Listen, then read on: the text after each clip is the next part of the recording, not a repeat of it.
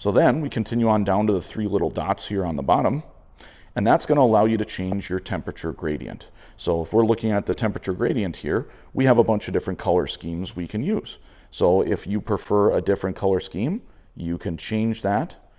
I would recommend that, find which one you like and then try to stick with that regularly, because ultimately it's good to compare things in a way that makes sense to you. So if you're familiar with a certain particular way that it's displaying, try to stick with whatever you're comfortable with and whatever you know best.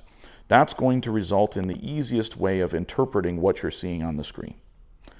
Then we've got our settings button here. There's some more things that we can change specifically. I'm just going to set the camera down so I can take you through those a little better here. Basically, we have our color bar, which is going to show us the scale representing the different colors. So this is going to give you the correlation between which color represents the higher temperature. So if I aim it at myself here, you can see I'm warmer than the environment around me. Over here, you can see this is the cooler temperature. So that's what they call the pseudo-color bar. That just gives you the translation of the color to the represented relative temperature. Then we have contrast, and if we turn the contrast up or down, you can see what it's going to do to the image.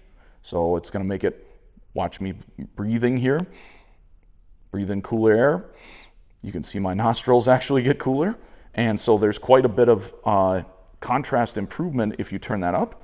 If you prefer to make it less dynamic, you can turn the contrast quite a bit down. Usually most people leave it kind of somewhere in the middle. 50% is about the average of the way most people like to configure it. Additionally, if we go over to the details, you can turn the detail dial up or down to make the image more detailed or less. So you can see it gets a little bit more watered down, kind of like someone drew it with watercolors, instead of, if we turn it all the way up, you can see it's very detailed. You can even see my facial hair, which is pretty detailed, right? We can also set an alarm.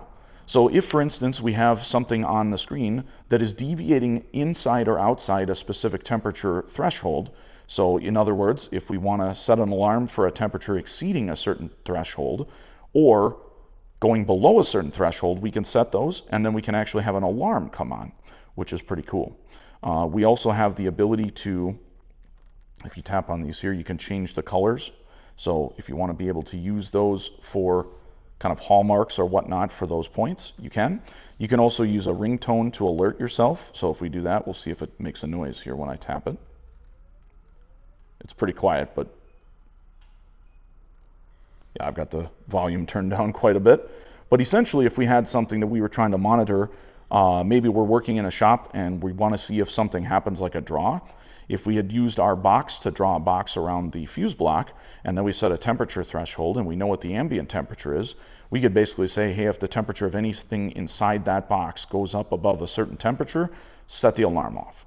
Now, the tablet will actually make a sound when something happens like that. So as you can see, that could be a pretty awesome and super helpful feature. So I just turn that back off because we're not going to use that right now.